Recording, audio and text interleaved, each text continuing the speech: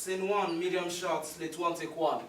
Hi, my name is Imo Ebo and I play the role of Chisom on Listen. My name is Charles Etubaby and I play the character Mr. Kunle in Listen.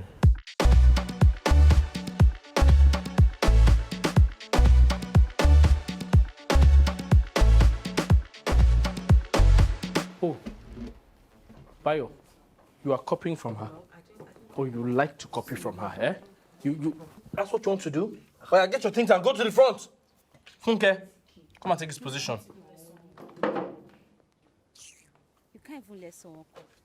ITK. Don't mind that. Winch. Enough of that.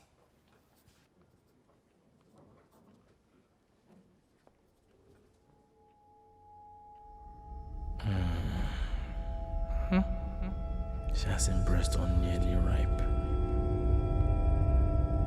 Today, I will teach this your body something. I love Chisom.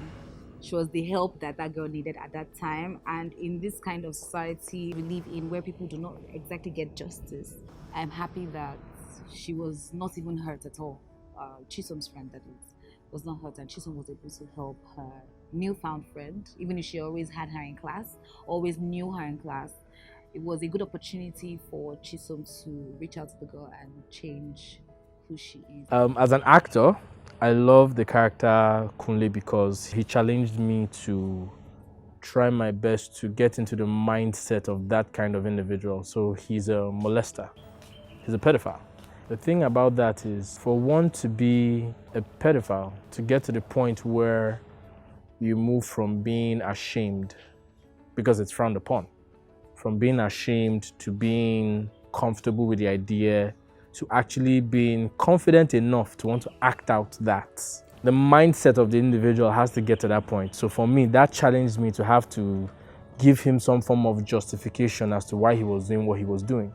For actors, I don't think there's anything you can hate about a character you're playing, because when you're playing a character, you become that character. So there's no longer Imo now. This is Chisom. And Chisom has a story, she has a backstory, she has reasons why she's who she is. She basically loves who she is. I wouldn't agree that I have anything I hate about her. There's some funny things about her that as Imo, I'd be like, wow, why are you doing this? But I wouldn't say that I hate any of those attributes. And what I hate about him is obvious. He's a child molester. You are taking the innocence of somebody who you are stronger than. You are taking advantage of somebody who is at a disadvantage. And the problem is they don't have a voice. So you are basically stealing their voice. That for me is the definition of evil. So yeah, that's what I hate about him. They said you're the one that came to call them. Yes. How did you know what Mr. Kunle was going to do?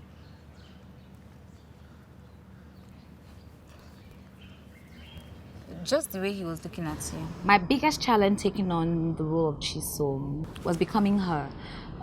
The short period of thinking about becoming half my age, becoming a 15-year-old at 28, 29. I'm like, oh my God, how is she going to do this?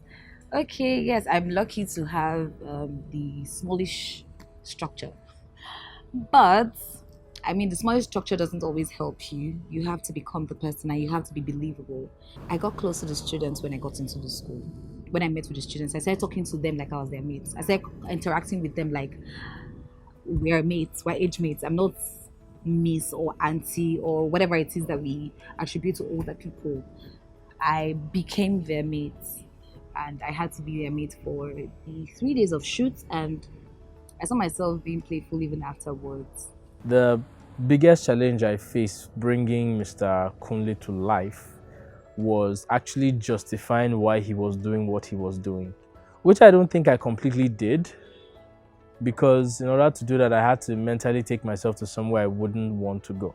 I've met people who have been molested. I've seen what it's done to them. Not the happy face they have outside, the internal scars that they will carry for life. And in order to do that to somebody and not even bother about the consequences, because you've won their trust.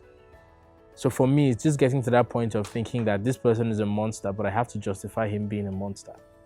I have to get into his mindset. That for me was the most challenging part of playing Kunle.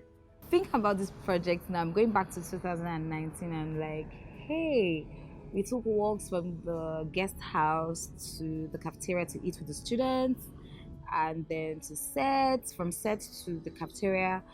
And those walks were always with the other characters and the director. He was chilled. He wanted to know what we thought about our characters, and he discussed everything clearly. He clearly explained how he felt about each character after we told him how we felt about our character. We had backstories. I had like a backstory of her just having a guardian and no parents exactly. So there were different things we came up with, and I enjoyed the entire process with him because he was very open. He wasn't just a director for shots, he was a director for the performance as well. So I think we call those kind of directors an actor's director. It was enjoyable. It was actually very interesting because we got to stay in the same place. There was nobody coming from home, coming back. I mean, we had to travel to location. So of course, field trip, yay, everybody's excited about that. And then we got there, we got to bond behind the scenes, we got to spend time even after shoot every night. We got to eat together, we got to stay in the same place together. So it was a wonderful experience. It was a wonderful experience because you get to talk about what's happening as soon as you're done shooting. And you get to bond, basically. The beauty of our job is that while other people have to work with their colleagues, you get to have a family. That's the beauty of our job. And then, you connect to people. You're excited to see what they're doing next and to see them on that set. And then I met some people who I had worked with before. And, generally, it was a very, very pleasant experience. Udoka is somebody who I've known for a while. And before I met him, he was somebody who I looked up to, who I felt was somebody who understood what it meant to be a filmmaker. Not just to make a film, to make like #1 box office and the things that we're crazy about nowadays. To say something about what it is. Because I believe that that's what filmmaking is about. You're trying to say something about the society you find yourself in, and you're using the medium that you are, trained in to do that. So for me, meeting Udoka on set, I'd worked with him a couple of times before, but then this would be the first time I will be meeting him as a director. I totally enjoyed it because he's a very cerebral person. He wants his shots, but he's not going to compromise that for the performance or for the delivery. So for me, working with him was absolutely amazing. He's one of those people who I want to work with because he makes you think. You can't just come on set and say, just don't. Why are you doing this? Yes, it's in the script, but why are we doing it? Let's find the story behind the story. So, amazing director. Loved working with him. Looking forward to working with him again soon. Come in. Please. And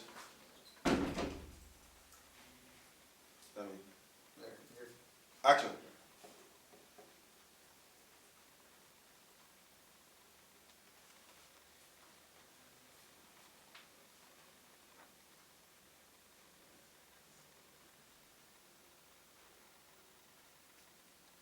I've not been on so many projects. I can count the projects I've been on, and I've mostly been a support character.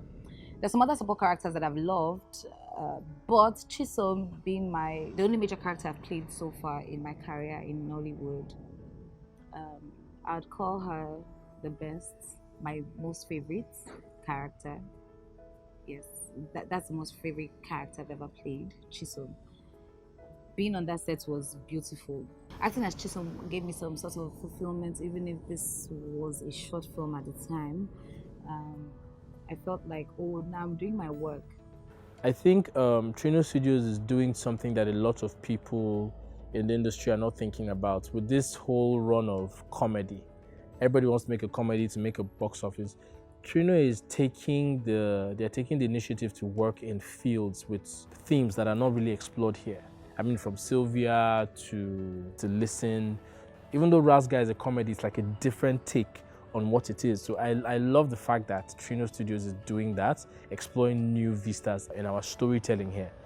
Also, secondly, I'm excited to work on this project because this particular film, Listen, It's something that lots of people don't talk about, but has become very, very, very rampant. Well, I wouldn't say it's rampant. It's become very much exposed now in our society, and we have to talk about it.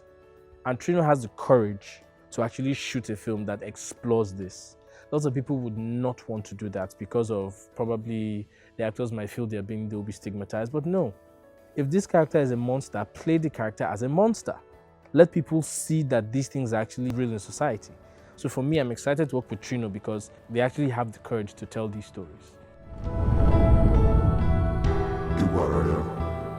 Oche nam na-egwu egwu. Oh, enyi m.